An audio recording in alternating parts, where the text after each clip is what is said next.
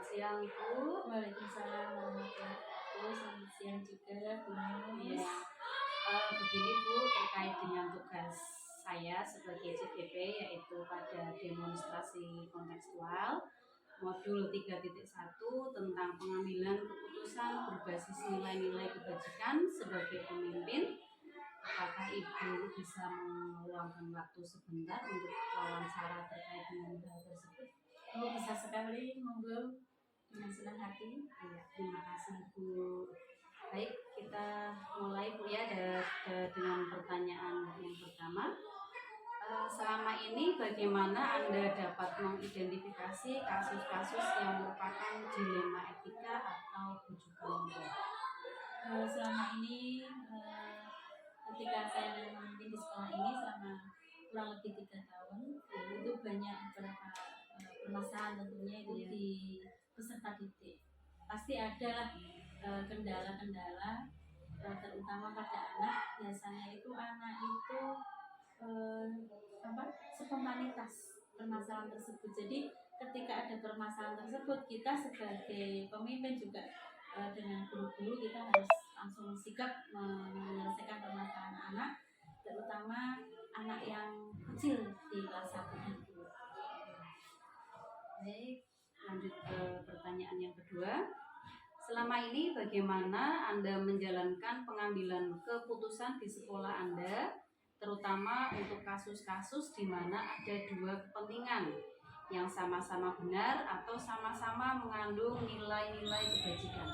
Ini terkait dengan yang pertanyaan pertama, ya. Tadi sudah saya sampaikan, saya sebagai pemimpin setiap permasalahan pasti saya utarakan dengan teman-teman. Di sini kita selalu kerjasama, selalu kolaborasi, apapun sekecil apapun permasalahan di SD itu antara saya dan guru semuanya harus mengetahui sehingga permasalahan yang ada itu bisa cepat teratasi. Oke, baik Ibu. Kita lanjut ke pertanyaan yang ketiga. Langkah-langkah atau prosedur seperti apa yang biasa Ibu lakukan selama ini? Kita karena selalu bertemu itu pasti ada sharing. Jadi antara saya dengan guru-guru tidak ada yang namanya kita gap atau kayak jarak gitu ya.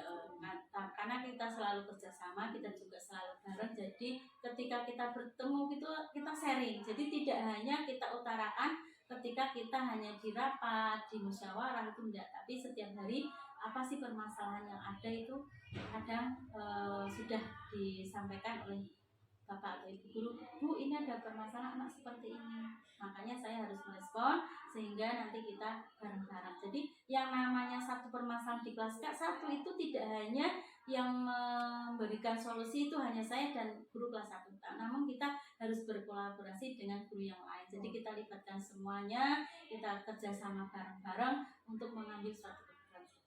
Oke, terima kasih Bu. Lanjut ke pertanyaan yang keempat Ibu. Hal-hal apa saja yang selama ini Anda anggap efektif dalam pengambilan keputusan pada kasus-kasus dilema etika? Ya tadi sudah dari pertanyaan pertama sampai ketiga itu juga berhubungan. Tadi sudah saya sampaikan bahwa kita selalu bersama-sama. Ketika kita mengambil keputusan, kita laksanakan dengan sebenar-benarnya karena ini sudah menjadi kesepakatan kita. Kan kita ada kesepakatan sekolah gitu. Makanya kita kesepakatan yang sudah kita buat kita laksanakan. Ketika ada sesuatu yang harus diperbarui, maka kita komunikasi dan koordinasi bersama dengan guru di sekolah. Baik, lanjut ke pertanyaan yang kelima. Hal-hal apa saja yang selama ini merupakan tantangan dalam pengambilan keputusan pada kasus-kasus dilema etika?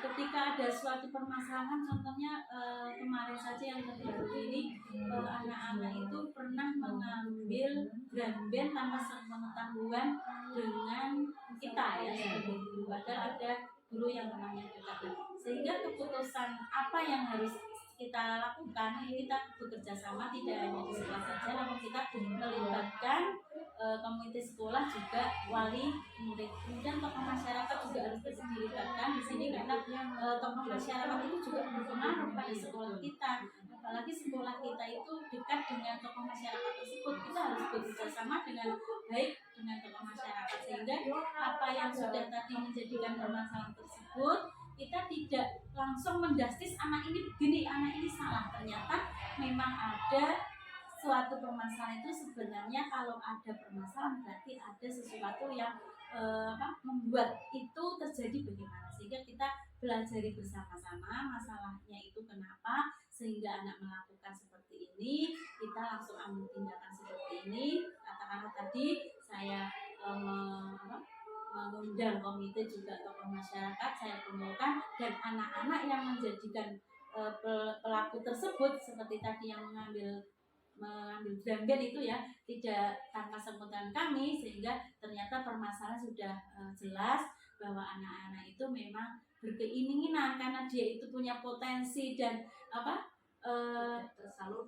dia sebenarnya itu memang ingin sekali, jadi rasa keinginannya itu lebih, sehingga saya tidak langsung menyalahkan anak tersebut karena anak tersebut itu ternyata itu masih penasaran karena berlatih di sekolah itu kan jamnya hanya sedikit, ternyata ingin sebenarnya dia itu berlatih dengan mungkin beberapa waktu yang lama lebih lama, sehingga karena ini untuk alasannya itu juga tidak begitu fatal, tidak begitu buruk, kita terima dan kita ya tetap tadi.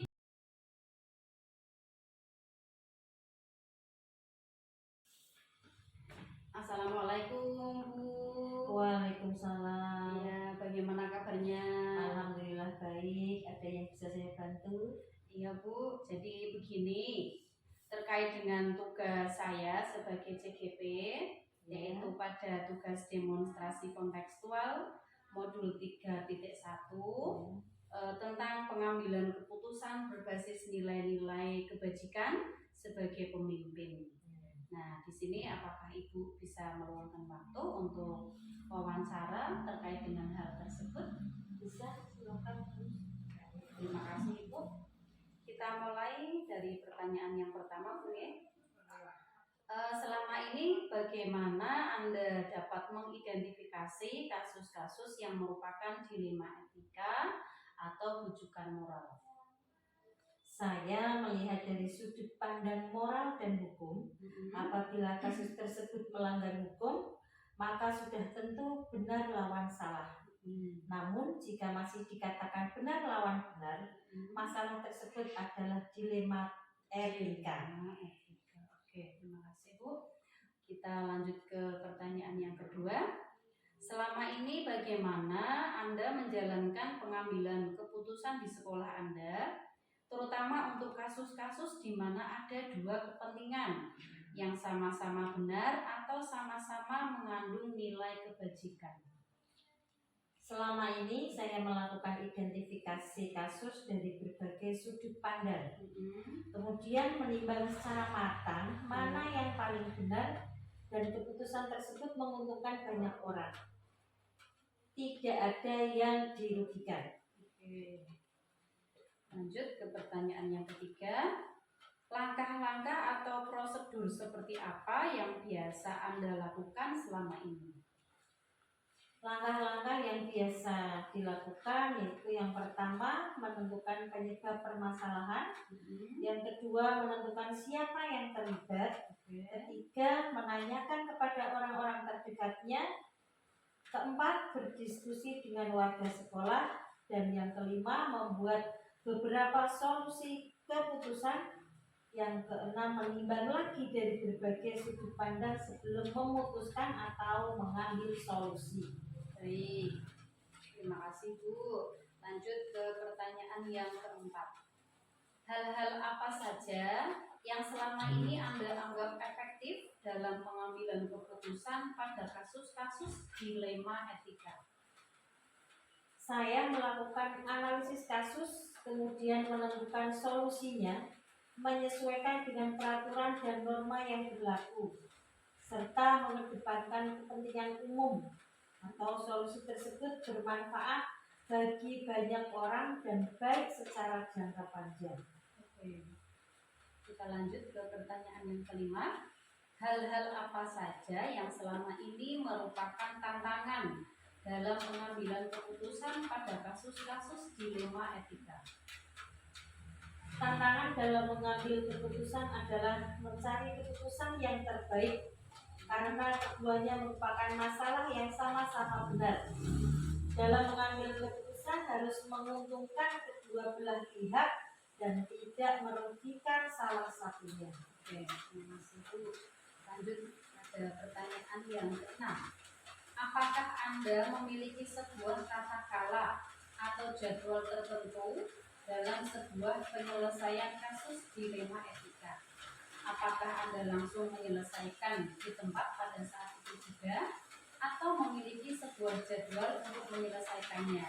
Bentuk atau prosedur seperti apa yang Anda jalankan? Untuk memutuskan masalah yang ringan, biasanya langsung saya putuskan. Jika masalah itu berat, saya melakukan sesuai langkah-langkah yang disebutkan pada nomor 7. Oke. Lanjut ke pertanyaan yang ketujuh.